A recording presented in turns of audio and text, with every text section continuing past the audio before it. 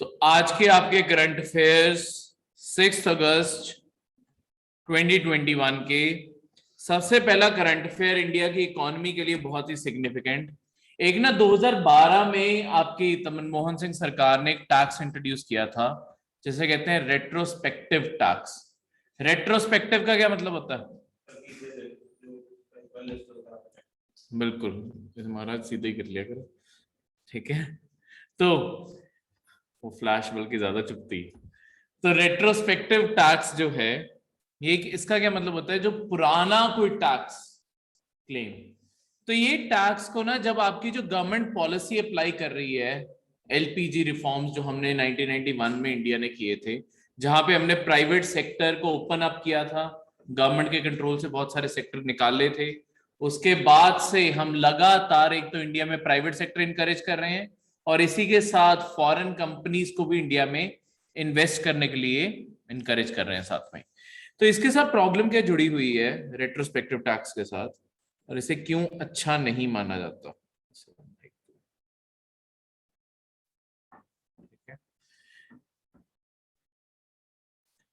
देखो, जो retrospective tax होता है ना, उसका मतलब क्यों इसे बुरा माना जाता है। अब देखो, कोई भी फॉरेन कंपनी है या कोई भी प्राइवेट बिजनेस हुआ, कुछ भी हुआ, हर साल टैक्स फाइलिंग हो रही है, हर साल उसी के अकॉर्डिंग बिजनेसेस चल रहे हैं। पर अगर सडनली गवर्नमेंट कोई पुरानी डील के ऊपर अपना क्लेम जड़ देगी, इस डील के तुमने टैक्स नहीं भरा, ठीक है, तो सडन बर्डन बन जाएगा। और दूसरा, एक अनप्रिडिक्टेबिलिटी बन जाती है कि तुम्हारे इंडिया में टैक्स रिजीम है कैसे। मतलब हर साल अगर हम प्रिस्क्राइब करते हैं कि इंडिया के अंदर जितना भी कमाया, लेट्स सपोज कोई भी एक रस, कि उसका 25% जितना अर्निंग्स हैं वो सरकार को पे करनी है, ठीक है। तो एक श्योरिटी है ना कि इतना कमाया कि हाँ इसका 25% देना, ये है सिंप्लीफाइड वे। पर इसमें बहुत सारी कॉम्प्लिकेशन, जितना आपका टैक्सेशन सिस्टम कॉम्प्लिकेटेड होगा ना, उतने कम इन्वेस्टर आना चाहेंगे, क्योंकि उन्हें यही होगा कि देखो आपके लीगल सिस्टम कई पार्ट बन गया आपका टैक्सेशन सिस्टम, कि जितना लीगल सिस्टम कॉम्प्लिकेटेड है उतने ज्यादा बार बार केसेस में जाना पड़ेगा, बार बार बिजनेस को रुकावटें आ रही होंगी, मतलब ये सारी प्रॉब्लम्स आ रही होंगी ना, इसके कारण। Thank you sir.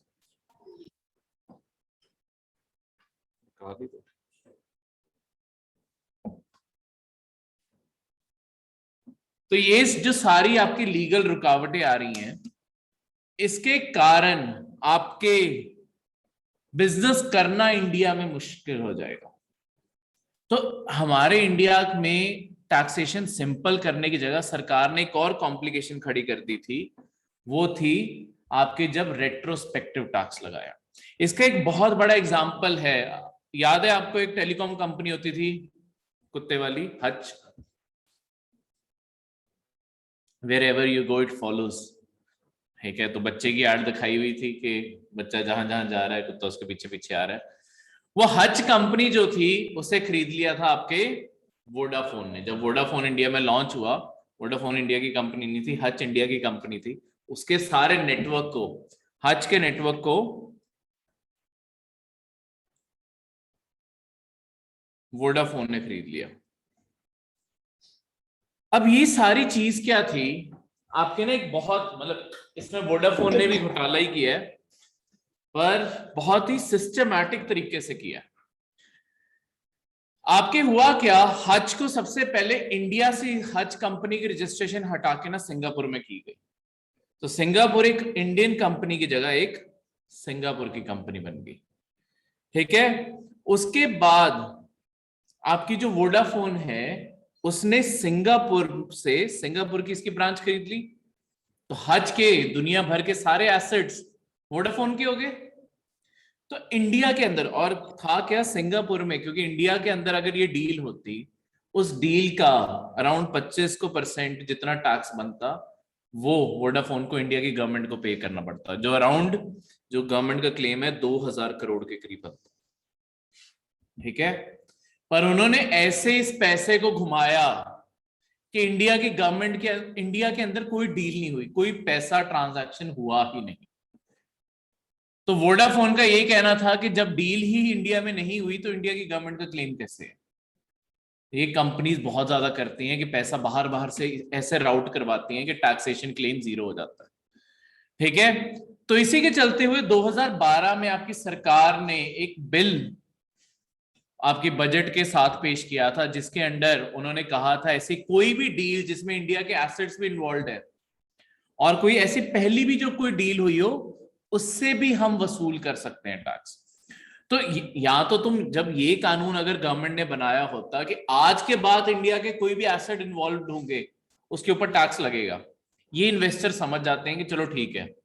पर जब तुम कहते हो पुरानी डील्स के ऊपर भी टैक्स लगेगा, वो इन्वेस्टर्स को बहुत ज्यादा पिंच करता है, क्योंकि वो तो तुम्हारे लीगल सिस्टम में फ्लॉ था ना जिसका उन्होंने फायदा उठाया। जैसे कोई आपको क्राइम की भी जैसे कोई सजाएं होती है ना, वो भी कभी रेट्रोस्पेक्टिव नहीं मिलती।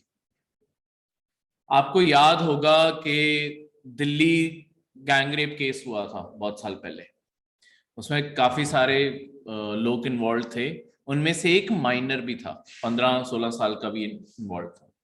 जब वो आपका दिल्ली गैंगरेप केस हुआ, मैं आपको दूसरी साइड से ये रेट्रोस्पेक्टिव कैसे कानून नहीं लगते इसका एग्जांपल बताता हूं। जब वो दिल्ली गैंगरेप केस हुआ था ना, तब आपके कॉन्स्टिट्यूशन कह दिए, तब आपके रेप के जो भी रिगार्डिंग आईपीसी की प्रोविजंस थी या जो भी एक्ट एग्जिस्ट करते थे, उसके मुताबिक माइनर्स को कभी भी फांसी की सजा नहीं मिल सकती थी।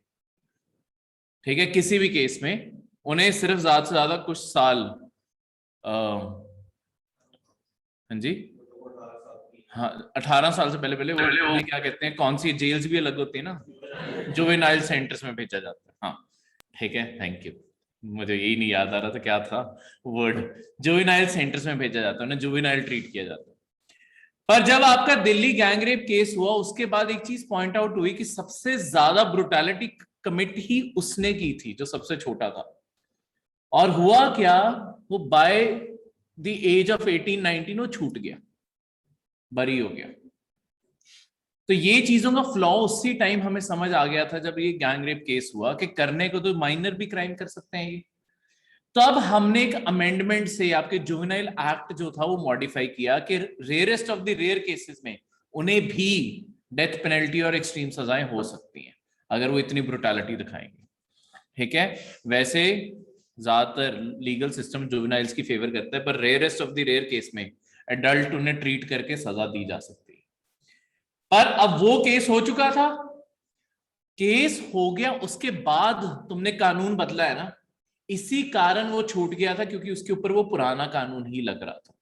क्योंकि कानून ऐसे ही काम करते हैं कि जब चेंज होगा उसके बाद आगे से ये कानून लागू होगा।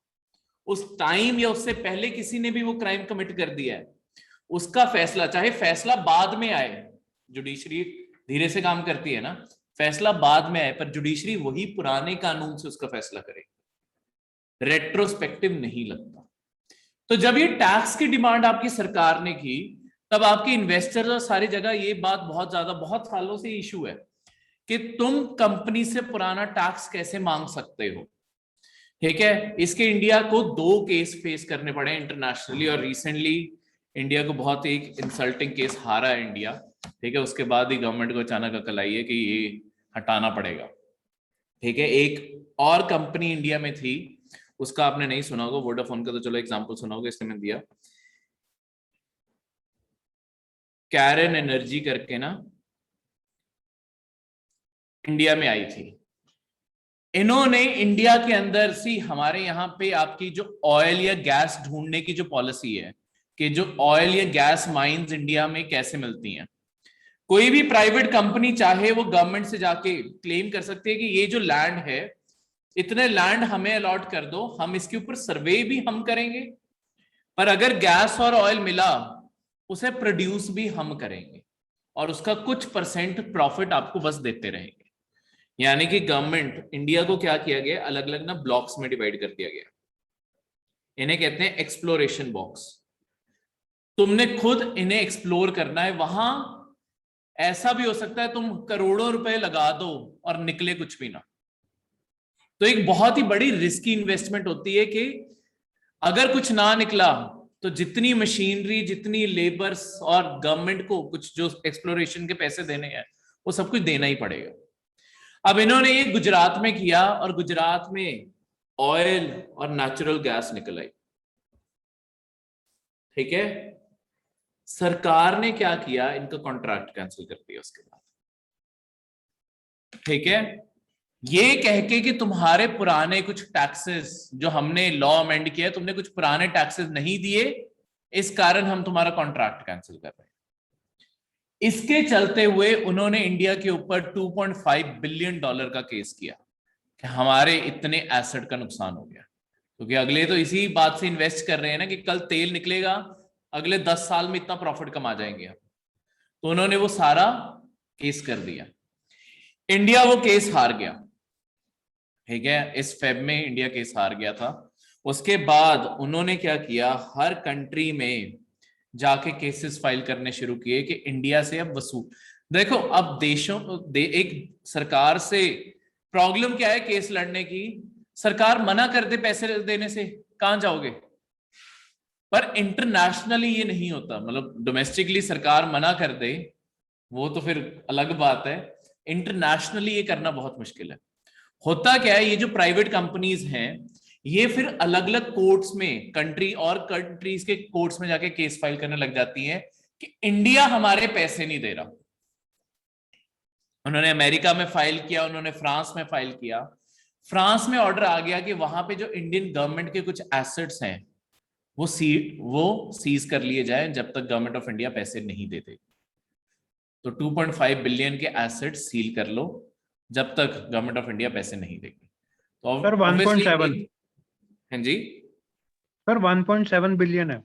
अच्छा सॉरी, मैं अमाउंट गलत बता गया। अमाउंट हाँ 1.7, ठीक है, मुझसे गलती होगी। चलो अमाउंट जरूरी नहीं है, कहीं किसी और डील का मैंने 2.5 पढ़ा होगा। 1.7 बिलियन का जो क्लेम था उसके एसेट्स फ्रीज कर लिए गए आपके पेरिस और उसके आसपास जितने इंडिया के। अब होता गया पूरी दुनिया में, अब एसेट्स इंडिया के कर क्या रहे हैं पेरिस में, हर कंट्री के, दुनिया भर में जो बड़ी कंट्रीज हैं उनके तो सारी कंट्रीज में कहीं ना कहीं एसेट्स हैं। कोई बहुत सारे फार्म्स होंगे, कुछ होटल्स उनके कंट्रोल में होंगे, ठीक है। ऐसी बहुत प्रॉपर्टीज सारी दुनिया में होती हैं। कुछ रेस्ट हाउसेस होंगे, गेस्ट हाउसेस बनाए होंगे, फार्म हाउसेस बनाए होंगे, ठीक है। बहुत प्रॉपर्टीज होती हैं गवर्नमेंट की, तो वो तब तक सीज कर ली जाती हैं जब तक वो चुका नहीं लेंगे, ठीक है। तो इसके कारण हर कंट्री को अपना लोन, अपना पैसा चुकाना ही पड़ता है। हाँ जी, यूके की कंपनी है और इंडिया में ये एक्सप्लोरेशन के चलते हुए आई थी और इंडिया इसका केस हार गया। तो इसीलिए जो रेट्रोस्पेक्टिव टैक्स है, इसके कारण हो क्या रहा था, इंडिया में जो इन्वेस्टर्स की भी डिमांड थी ना, इन्वेस्टर्स यही कहते थे कि इंडिया में पैसा लगाना इसलिए रिस्की है कि पता ही नहीं है कि लीगल सिस्टम बिहेव कैसे करेगा। कल और कोई सरकार टैक्सेस की डिमांड लगा दे, तुम प्रेडिक्टेबिलिटी नहीं लगा सकते ना। एक आपका इंडेक्स होता है ईज ऑफ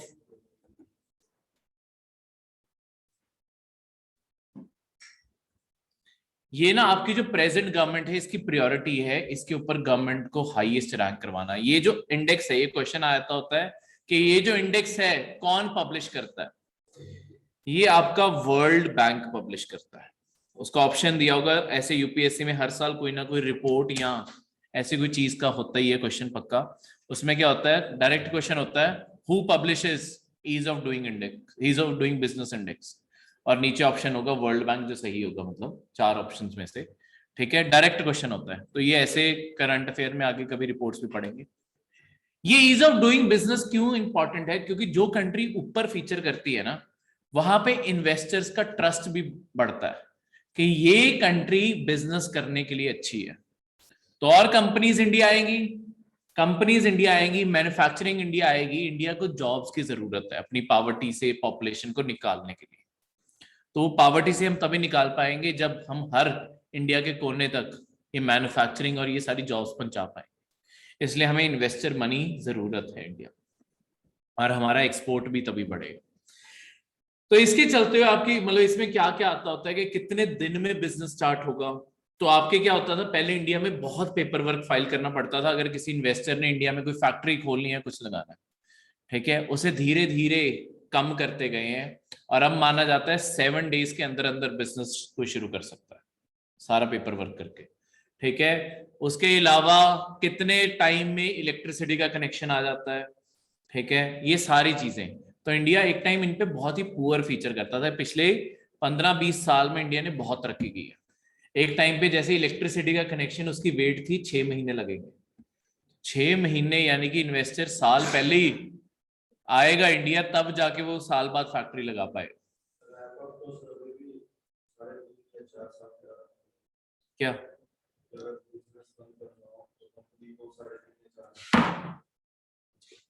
तो अभी भी प्रॉब्लम, मैं ये नहीं कह रहा हूं इंडिया कौन सा रैंक 1 पे आ गया है, ठीक है। इसमें हाँ एक एंड वाली चीज बता दूंगी, अगर किसी को बिजनेस रैप अप करना है, किसी को फैक्ट्री इंडिया में बंद करनी है, उससे अपने सारे लीगल वर्क करने में कितना टाइम लगेगा। ऐसा नहीं होता कि आज मन किया बिजनेस बंद कर दोगे, फिर से गवर्नमेंट के सारे पेपर्स पूरे करने होते हैं, वो बहुत लेंथी प्रोसेस है, अभी उसे अभी भी सिंप्लीफाई करना जरूरी है। तो वन ऑफ दी थिंग्स जो इसमें टैक्सेशन सिस्टम भी आपकी कंट्री का देखा जाता है, उसी से आपका एक करंट अफेयर आया हुआ है कि रेट्रोस्पेक्टिव टैक्स, ठीक है। हाँ जी, हाँ जी, स्टार्ट इन्होंने इंडिया के कोर्ट से किया था कि सबसे पहले इंडिया के कोर्ट में केस हुआ, उसके बाद बाकी जगहों पे केस आपके, जब पहले इंडिया से केस जब नहीं सॉर्ट आउट हुआ, आपके सुप्रीम कोर्ट ने जैसे वोडाफोन को रिलीफ देती थी, ठीक है, पर ये तब भी लगी रही है, गवर्नमेंट ने फिर डिमांड रेज की, फिर डिमांड, वोडाफोन को बहुत तंग किया सरकार ने, अभी तक वोडाफोन ने 2000 करोड़ नहीं चुकाए हैं। वोडाफोन कहता है बनता ही नहीं है, सरकार कहती है बनता है, तो अब जाके कल गवर्नमेंट ने बोला है चलो नहीं बनता, रहने दो, ठीक है। ये इसलिए जरूरी है क्योंकि 2 केसेस के पीछे हम सारे इन्वेस्टर ना गवा बैठे ना, ठीक है। तो जरूरी है कि इन्वेस्टर्स का कॉन्फिडेंस बना रहना चाहिए इसी चीज से।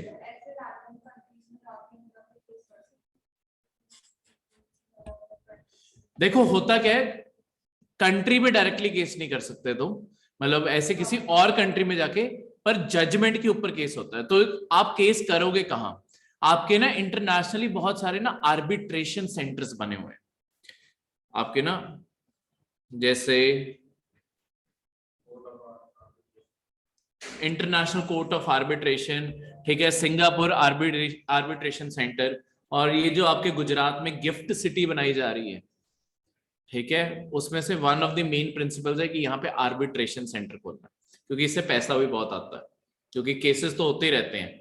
अगर इंटरनेशनली 2 कंपनीज ने लड़ना है, या 2 कंट्रीज ने आपस पे केस करना है, या किसी कंपनी ने किसी कंट्री के ऊपर केस करना है, वो ना आर्बिट्रेशन के रास्ते जाते हैं। आर्बिट्रेशन होता क्या है, आपकी जुडिशरी 2 प्रिंसिपल्स पे चलती है, एक तो ये आर्बिट्रेशन और दूसरा है मीडिएशन। मीडिएशन क्या होता है कि दोनों चीजों में क्या किया जाता है, एक थर्ड पर्सन अपॉइंट किया जाता है, 2 आपकी केस करने वाली पार्टीज हैं, ठीक है। अब इस थर्ड पर्सन के रोल जो है ना, इस थर्ड पर्सन का जो काम होगा, उसी से ही ये फर्क आ जाता है कि आर्बिट्रेशन होगी या मीडिएशन होगी, ठीक है। मीडिएशन का मतलब है मीडिएट, यानी कि सेंटर, मिडल में लाना। तो मीडिएशन में ये पर्सन क्या करता है, दोनों साइड की बातें सुनेगा, उसके बाद किसी कॉम्प्रोमाइज में इन्हें लाने की कोशिश करेगा कि कुछ चीजों की डिमांड तुम छोड़ दो, कुछ चीजों की डिमांड तुम छोड़ दो, एक सेंटर में कहीं आ जाते हैं। तो मीडिएशन में दोनों को एक तरह से एग्री करवाया जाता है कि चलो ठीक है, इसके लिए मैं मान जाता हूं, इसके लिए तुम मान जाओ, एक एग्रीमेंट पे आ गए। आर्बिट्रेशन में क्या होता है कि तुम अपनी साइड पेश करोगे, वो अपनी साइड पेश करेंगे, उसके बाद ये एज अ जज फैसला करता है कि कौन सही है। तो ये मैटर मीडिएशन में वो फैसला नहीं सुनाता, वो दोनों को किसी न किसी चीज पे एग्री करवाने की कोशिश करता है कि तुम ये मान जाओ, तुम ये मान जाओ। आर्बिट्रेशन में वो जजमेंट सुनाएगा, उसे कहते हैं आर्बिट्रेट किया उसने, ठीक है, कि दखल देके फैसला सुना। तो आपकी जुडिशरी इस 2 प्रिंसिपल्स पे चलती होती है सारी दुनिया में। तो ऐसे बहुत सारे आपके इंटरनेशनल आर्बिट्रेशन सेंटर बने हुए, ठीक है। बहुत सारी ऑर्गेनाइजेशन, जैसे IR जब पढ़ेंगे तब आएंगी, जैसे आपकी वर्ल्ड ट्रेड ऑर्गेनाइजेशन भी है, उसके अंदर भी आर्बिट्रेशन सेंटर है, ठीक है। तुम किसी में भी केस फाइल कर सकते हो, दूसरी पार्टी को आंसर करना पड़ेगा और अपने वकील भेजने पड़ेंगे या अपने रिप्रेजेंटेटिव्स भेजने पड़ेंगे, वो वहां पे केस लड़ेंगे और जो जीतेगा वो वैसे सेटलमेंट होगा। जैसे आपको याद होगा, मतलब और भी ऐसे प्रोसेस होते हैं, जैसे आपको याद होगा पाकिस्तान ने एक इंडिया के एक्स नेवी पर्सन को अपनी जेल में रखा हुआ है, कुलभूषण यादव। कुलभूषण यादव को फांसी देने लगे थे, हम चले गए थे इंटरनेशनल कोर्ट ऑफ जस्टिस, एक और ऐसे ही बॉडी है ICJ, international court of justice. हम आईसीजे गए, हमने वहां पे पाकिस्तान के खिलाफ केस किया कि ये हमारे सिटीजन को फांसी दे रहे हैं और हमारे जो कॉन्सुलेट है, जो हमारा वहां पे एम्बेसी है, उसके लोगों को एक बार मिलने भी नहीं दिया गया। इससे आईसीजे में पाकिस्तान केस हार गया और आईसीजे ने ये फैसला सुनाया कि तुम कुलभूषण यादव को फांसी नहीं दे सकते और इंडिया को अपने सिटीजन से मिलने की परमिशन दो। तो हमारे एम्बेसी के लोग फिर जाके उससे मिलते रहते हैं टाइम टू टाइम, ठीक है। ये पावर्स होती हैं, और नहीं मानेंगे वही बात है, फिर बनवाने के लिए फिर इंटरनेशनल एसेट सीज कर लेते हैं। और दूसरा, इंटरनेशनली बदनामी कितनी है कि इंडिया 1.7 बिलियन नहीं पे कर सकता, ठीक है।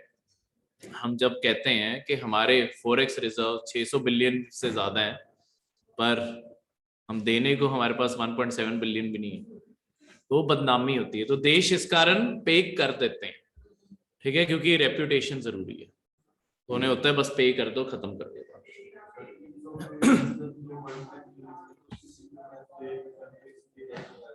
हाँ जी,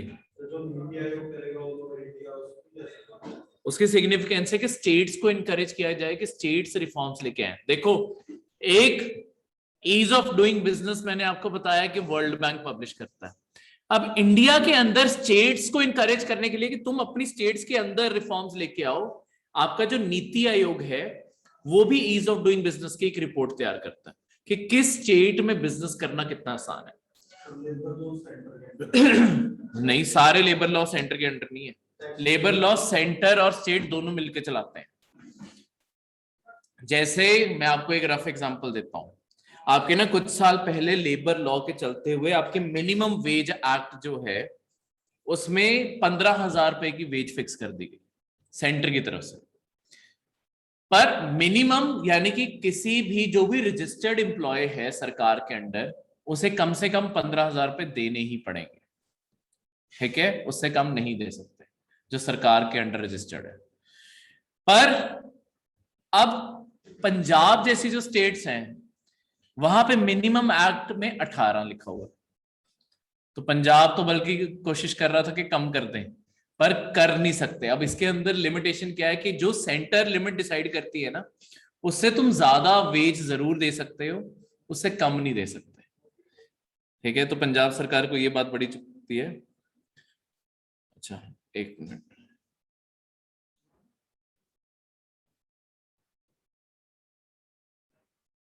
हाँ जी गौरी जी, अब आपको आवाज आ गई होगी मेरी, क्या वो माइक नहीं कनेक्टेड था आपका, हो गया, ठीक है।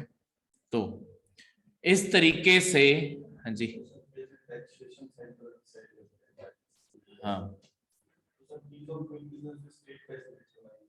नहीं, ease of doing business, registration देना, इलेक्ट्रिसिटी कनेक्शन देना, लैंड प्रोवाइड करवाना, ठीक है, ये सब कुछ तो तुम्हारे हाथ में है ना। पेपर वर्क में कितना तुम बिजनेसेस को फंसा रहे हो, इन्हें कहते हैं बॉटल नेक्स, ठीक है। ये जो कभी मेंस आंसर राइटिंग में वर्ड यूज करना है, एक चीज हर सरकार की स्कीम को भी क्रिटिसाइज करने के लिए और उसे भी, या इसे रेड टेपिज्म कह सकते हो, इसे बॉटल नेक्स कहते हैं।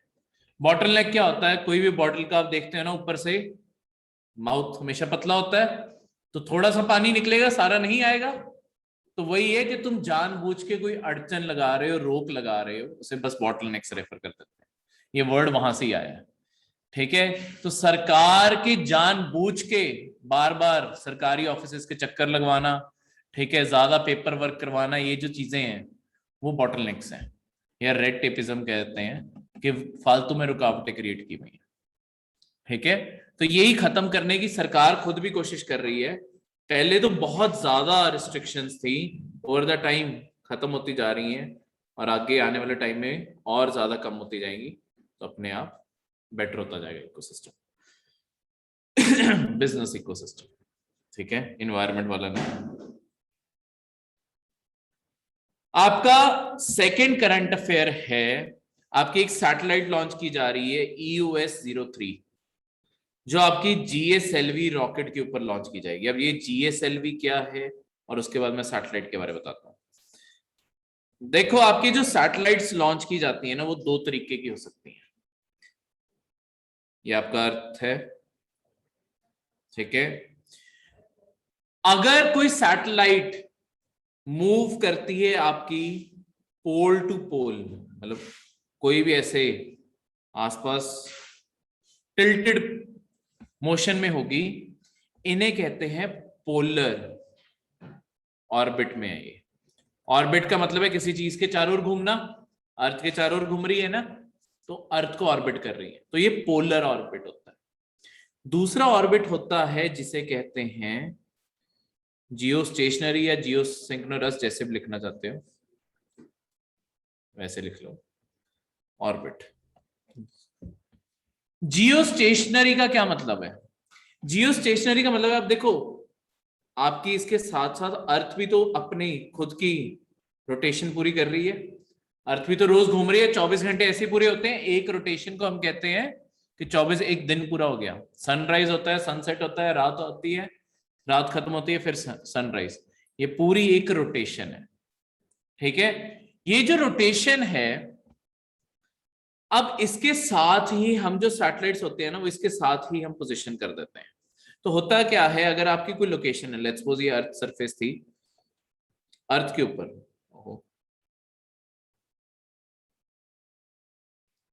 ये जो अर्थ सरफेस है, यहां पे कोई तुमने एक ऑब्जर्वेशन स्टेशन बनाया हुआ है, ठीक है, यहां से कोई ऑब्जर्वेशन कर रहे हैं, ठीक है। तुम क्या करोगे, अब अर्थ रोटेट कर रही है ना, तो इंडिया भी तो अपनी जगह मूव कर रहा होगा, ठीक है। तो जैसे कि दूसरी चीज में दिखाऊं,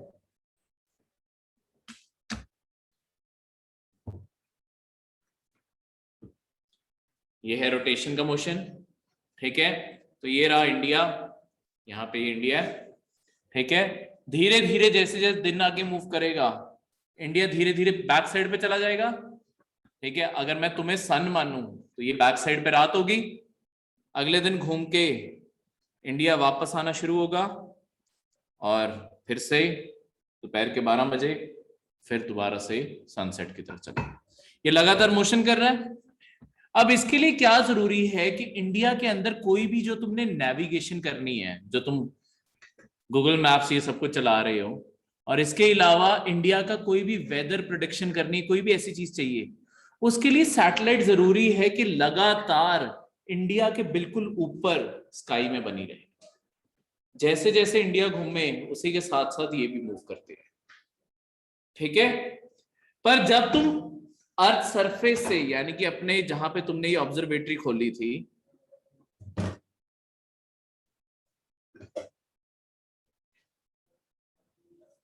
जहां पे तुमने ये ऑब्जर्वेटरी खोली थी, यहां से जब तुम इस सैटेलाइट को देखते हो, तुम्हें हमेशा ये एक ही जगह पे खड़ी हुई दिखती है, जहां पे भी जा रहे हो वहीं पे दिख रही है।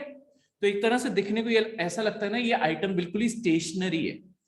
इस कारण इन्हें कह देते हैं कि ये जियो स्टेशनरी ऑर्बिट है, यानी कि जिस लैंड के ऊपर जहां पे ये प्लेस की गई है, ये हमेशा उसी लैंड के ऊपर दिखती रहती है। अर्थ के रोटेशन के साथ साथ ही ये रोटेट करती रहती है, ठीक है। ये है जियो स्टेशनरी। तो आपके कोई भी जो वेदर सैटेलाइट है, ठीक है, या जो आपकी नेविगेशन सैटेलाइट्स हैं, इन्हें खासकर जियो स्टेशनरी ऑर्बिट में रखा जाता है, क्योंकि लगातार ऑब्जर्वेशन करनी जरूरी है ना उस जगह की, तो उसके बिल्कुल ऊपर होना चाहिए। ये जो पोलर ऑर्बिट पे जो घूम रही है, फिर इन्हें क्यों लॉन्च करते हैं? ये ज्यादातर इस जगह जो सैटेलाइट्स पोलर पे लॉन्च की जाती है ना, ये ज्यादातर स्पाई सैटेलाइट्स होती है। इनका काम क्या है, ये क्योंकि बड़ा सा एक चक्कर मार के अर्थ के चारों ओर जाएंगी, ये पूरे इस पाथ पे फोटोग्राफ्स क्लिक करती जाती है, तो लगातार ऑब्जर्वेशन पूरी अर्थ पे अगर नजर रखनी है तो ये बहुत जरूरी है, ठीक है। तो यही अमेरिका ने किया हुआ है कि सारी दुनिया के ऊपर ये सैटेलाइट्स प्लेस करके रखी है, ठीक है। हर टाइप के ऑर्बिट में जो भी जहां पे बन रहा था, अमेरिका ने अपना पूरा नेटवर्क बनाया हुआ। तो रियल टाइम इमेज तुम्हें पूरी क्लैरिटी के साथ दिखती है उन्हें। तो यही माना जाता है, जैसे चाइना ने भी अब ये कैपेबिलिटी हासिल कर ली है। चाइना की भी सैटेलाइट्स इतनी क्लैरिटी से काम करती हैं कि तुम्हारी घड़ी में टाइम तक देख देंगे ऊपर से। और बाहर को ऐसे तुम टाइम देख रहे हो, वो सैटेलाइट से भी तुम्हारी घड़ी में टाइम देख सकते हैं। तो इतनी प्रिसाइज इमेजरी आ रही है। इंडिया के पास भी है ये टेक्नोलॉजी, पर इंडिया की टेक्नोलॉजी लिमिटेड है। हम धीरे धीरे से इवॉल्व कर रहे हैं। इंडिया की टेक्नोलॉजी जो इंडिया है, ठीक है, इंडिया से 5000 किलोमीटर के रेडियस तक काम करती है। तो हमारे आसपास जैसे पाकिस्तान, चाइना, ये जो है, इन कंट्रीज के ऊपर पूरी प्रिसीजन से नजर रखी जा सकती है। उससे बियॉन्ड अभी हमने सैटेलाइट्स और लॉन्च नहीं की, पर ये 5000 किलोमीटर तक इंडिया की रीच है कि हम जहां जो चाहिए लाइव इमेजेस, मतलब एज अ सिविलियन हमें अवेलेबल नहीं है, पर मिलिट्री को अवेलेबल है, ठीक है। ये जो इंडिया का देखो, जो तुम अभी यूज करते हो, जो हम कह देते हैं जीपीएस, ये जो जीपीएस सिस्टम है, ग्लोबल पोजिशनिंग सिस्टम, ये यूएसए का है। जो इंडिया ने ये सिस्टम बनाया है, जो तुम्हारी नेविगेशन में मदद करेगा और मिलिट्री की नजर रखने में मदद करेगा, उसका नाम रखा गया है नाविक। ये इंडिया का है, ठीक है। अब धीरे धीरे जो अब आपके नए फोन्स आ रहे हैं ना, सरकार ने मैंडेटरी कर दिया अब आपके फोन को कि अब जीपीएस से नहीं कनेक्ट करेगा, नाविक से कनेक्ट करेगा।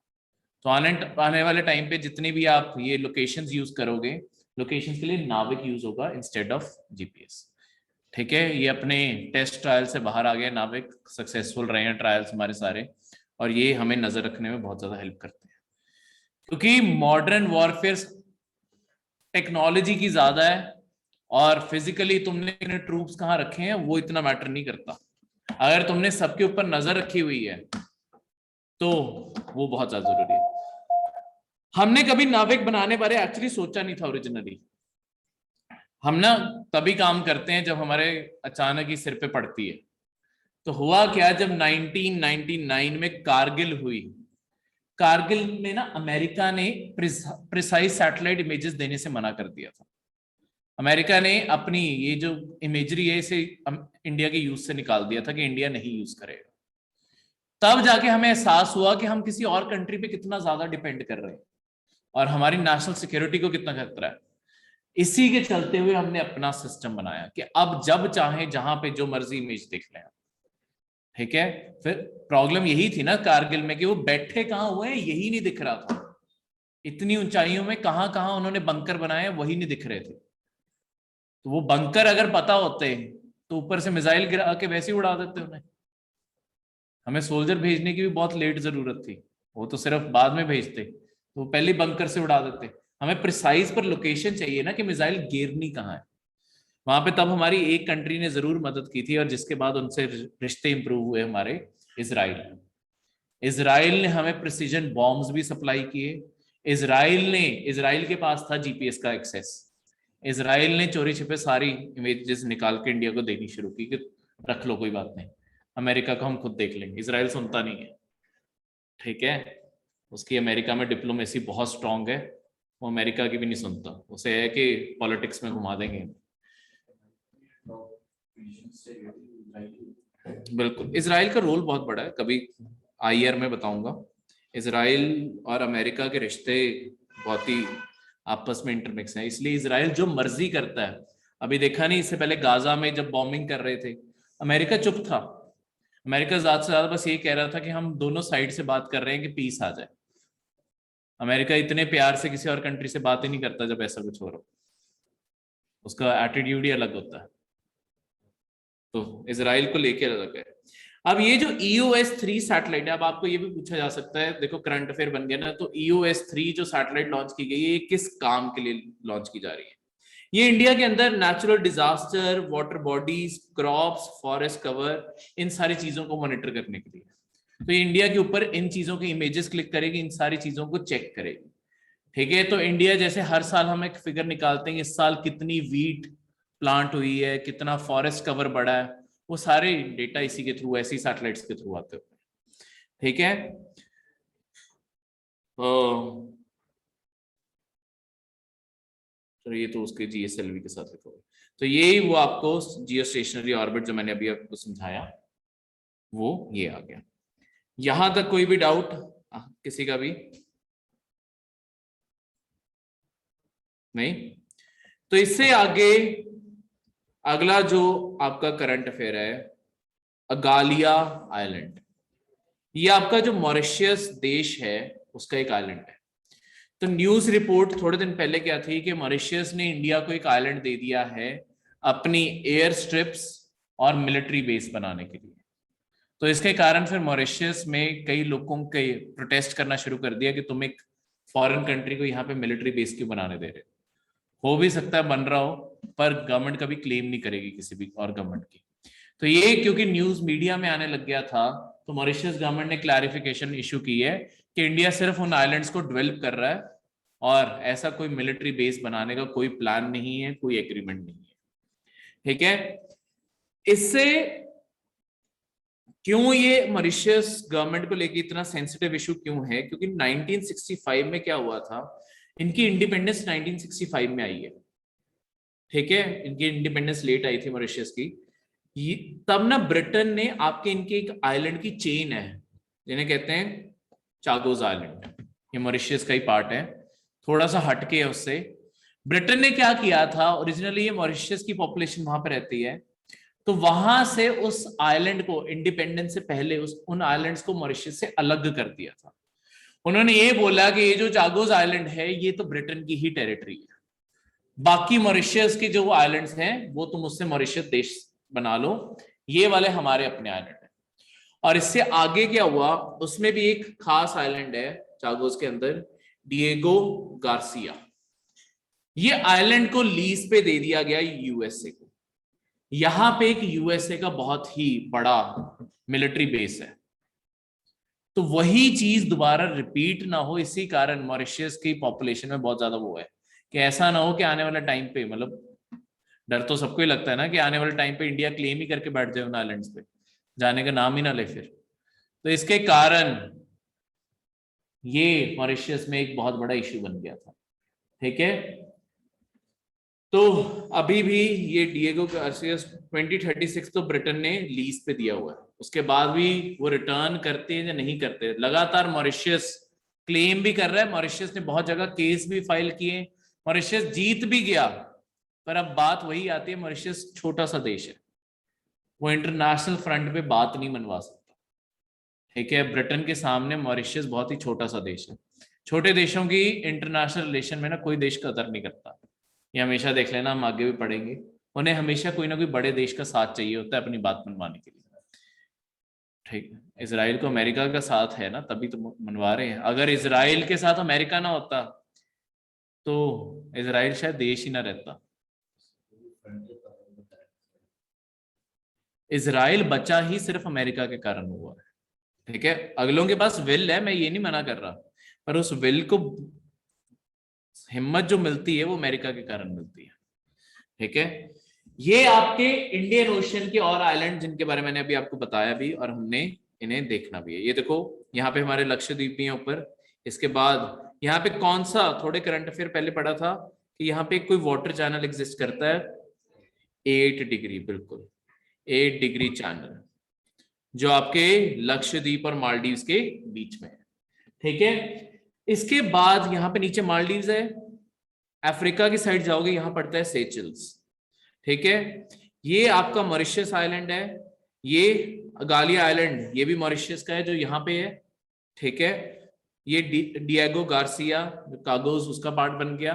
ठीक है, जहाँ पे यूएसए ने अपना बेस बना के रखा हुआ है। ठीक है, तो ये सारे आपके आइलैंड की चेन्स हैं। अब यहां से एक प्रीवियस ईयर पेपर में कैसा क्वेश्चन आया हुआ है इसी मैप से, और आगे भी आ सकता है, इस साल भी आ सकता है। ठीक है, क्योंकि ये आइलैंड न्यूज में आ गया तो ये क्वेश्चन दोबारा रिपीट हो सकता है, ऐसे क्वेश्चन रिपीट भी हो जाते हैं। क्वेश्चन क्या आया था कि ये जो आइलैंड्स हैं, मतलब नीचे आइलैंड्स की लिस्ट दे दी और यही आइलैंड्स थे आपके सेचल्स, ठीक है, फिर इसके नीचे मॉरिशस था और एक आधा और था। ठीक है, चलो जो भी ऑप्शन थे, 3-4 ऐसे ऑप्शन थे। इसके बाद अपनी एटलस से भी देख लेना इस पूरे एरिया को।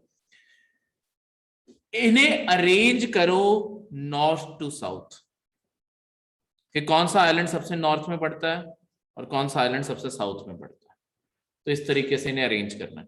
देखो जो तो साथ साथ पढ़ते हैं वो कभी ऑप्शन नहीं आते, ऑप्शन इस तरीके से ही आएगा। ठीक है, ज्यादा से ज्यादा इस तरीके से।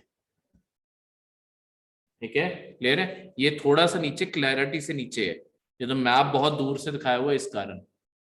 ठीक है, तो इस तरीके से ये क्वेश्चन आपकी कंट्रीज और इनके आइलैंड्स के कई बार आते हैं। इंपॉर्टेंट आइलैंड्स, ऐसा नहीं रैंडमली दुनिया में कहीं पे भी आइलैंड पूछ लेंगे, ऐसा आइलैंड्स तो बहुत ही ज्यादा है, करोड़ों में होंगे। क्या क्या याद करेंगे, सिर्फ वो जो हमारे करंट अफेयर के रिगार्डिंग है और इंडिया के, बिकॉज इंडियन ओशन में है, इस कारण ये आइलैंड्स इंपॉर्टेंट है। ठीक है, क्लियर है। तो आज के करंट अफेयर में कोई भी डाउट? हाँ जी, किसी को कोई डाउट? सर जियो स्टेशनरी ऑर्बिट बारे बताना थोड़ा सा। जियो स्टेशनरी का मतलब होता है कि जो अर्थ के ऊपर जब तुम देखते हो उन सैटेलाइट्स को, वो तुम्हें दिखने में लगता है एक ही जगह पे जैसे रुकी हुई है सैटेलाइट, पर हमें अर्थ के ऊपर कौन सा महसूस हो रहा है कि अर्थ रोटेट कर रही है, तो वो एक्चुअली वो अर्थ के बिल्कुल साथ साथ रोटेट कर रही है। तो हमें दिखने में स्टेशनरी लगती है ना, इस कारण हम उसे कह देते हैं जियो स्टेशनरी, यानी कि जियो अर्थ के वहां से हमें जो स्टेशनरी दिखती है, एक ही जगह रुकी हुई दिखती है। क्लियर है। तो ये थे आपके आज के करंट अफेयर।